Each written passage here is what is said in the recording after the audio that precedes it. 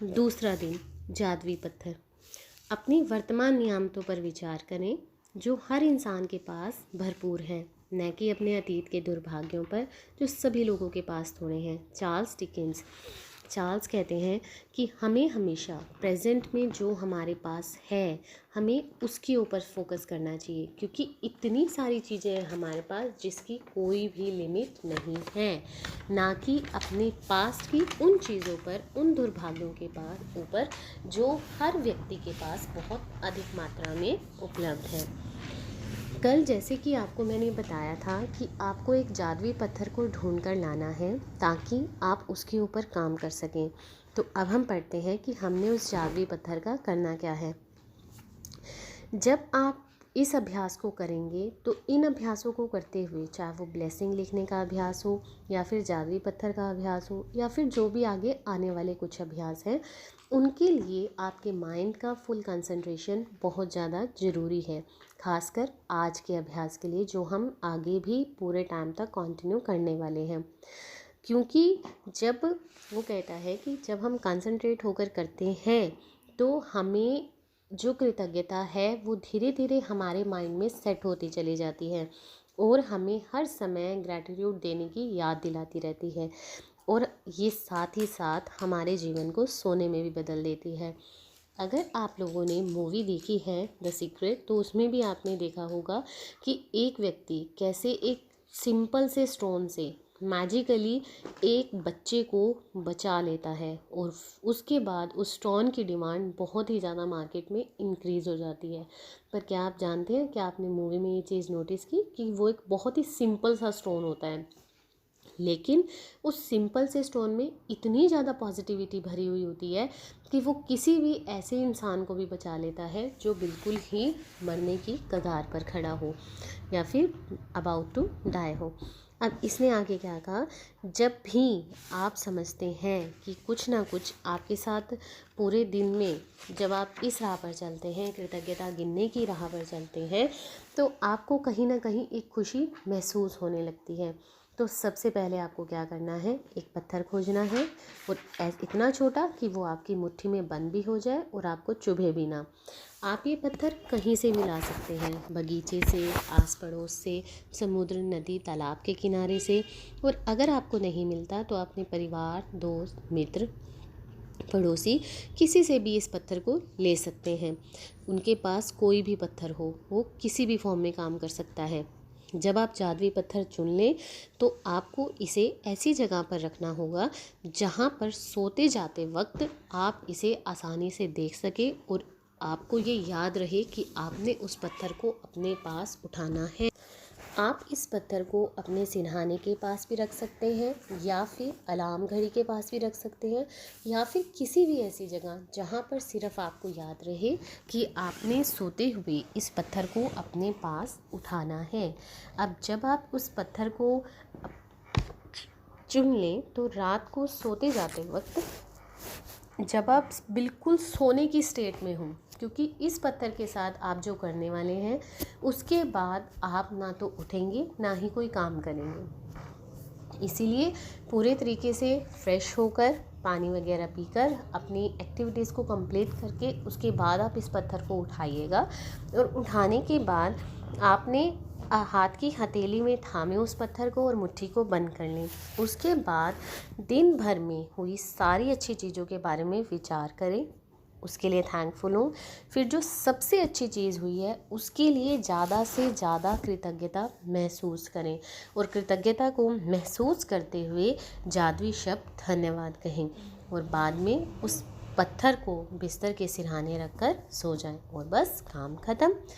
अगले 26 दिनों तक, जब तक आप इस बुक को कर रहे हैं, और आगे भी अगर आप कंटिन्यू करते हैं, आप लगातार इस प्रैक्टिस को अपने साथ कंटिन्यू कर सकते हैं। यानी कि डेली रात को आप अपने साथ हुई सबसे अच्छी चीज़ों के बारे में सोचेंगे और उसमें से सबसे बेस्ट को चूज़ करके दिल की गहराई से कृतज्ञता को महसूस करेंगे। और जादुई पत्थर को थाम के जितनी ज़्यादा आप कृतज्ञता को शो कर सकते हैं उतनी ज़्यादा आप फीलिंग इसमें डालेंगे। जब आप दिन में हुई सबसे अच्छी चीज़ की तलाश करते हैं तो आपको बहुत सी अच्छी चीज़ें मिलेंगी, और अच्छी चीज़ें मिलने, खोजने और फिर उसमें से चुनने की प्रक्रिया में आप सोचेंगे और पाएंगे कि आप सचमुच कितनी कृतज्ञता से भरपूर हैं। आप सचमुच, आपके पास कितना कुछ है थैंकफुल होने के लिए। और जब आप कृतज्ञता के साथ सोएंगे तो वही चीज़ें आपके सबकॉन्शियस माइंड में हमेशा पूरी रात में एक्टिवेट रहेंगी। जैसे कि हम जानते हैं कि हमारे पास कॉन्शियस और सबकॉन्शियस माइंड काम करते हैं हमारे। जब हम जाग रहे हैं, जब हम प्रॉपर तरीके से काम कर रहे हैं तो हमारा कॉन्शियस जो माइंड है वो एक्टिवेट रहता है। और जब हम किसी भी चीज़ को रात को सोते हुए कर रहे हैं, उस समय हम जागने की स्टेट में नहीं हैं, हम सो रहे हैं, तो उस समय जो माइंड एक्टिवेट होगा वो होगा आपका सबकॉन्शियस माइंड। और जब आप कृतज्ञता का अभ्यास करके सोते हैं तो वो कृतज्ञता आपके सबकॉन्शियस माइंड में जाकर सेट होती है और पूरी रात आपके सबकॉन्शियस माइंड में वो ट्रैवल करती रहती है और आपको हर समय और अच्छा महसूस होने लगता है। उसके बाद जब आप सुबह उठकर ब्लेसिंग्स लिखते हैं, रात को आपने जादुई पत्थर का अभ्यास किया, उसके बाद आपने सुबह सुबह ब्लेसिंग लिखी, तो पूरा दिन आप गाइड कर रहे होते हैं कि आपका पूरा दिन किस तरीके से बहुत ही ग्रैटिट्यूड से भरपूर होने वाला है। तो इसी तरीके से आप 24 आवर्स के साइकिल को कंप्लीट करते हैं जो कि कृतज्ञता से हमेशा भरपूर रहता है। याद रखिए, कृतज्ञता चुंबकीय है।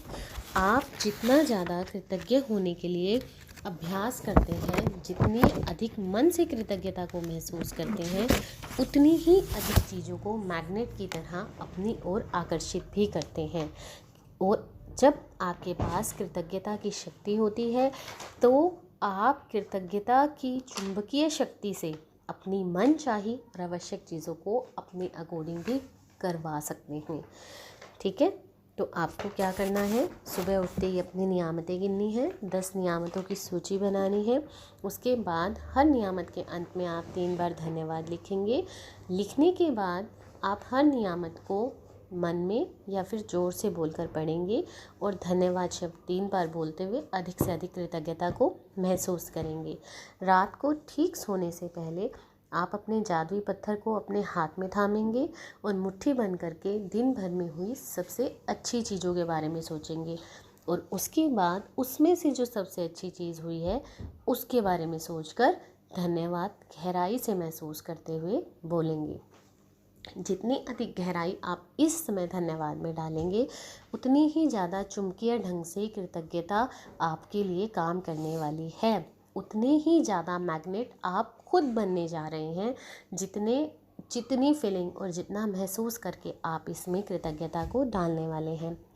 आगे बहुत एम्पल नंबर ऑफ डेज़ तक, बहुत जब तक आप चाहें इस अभ्यास को कंटिन्यू कर सकते हैं, लेकिन जब तक बुक चल रही है तब तक तो आपने डेली बेसिस पर इस अभ्यास को करना ही है।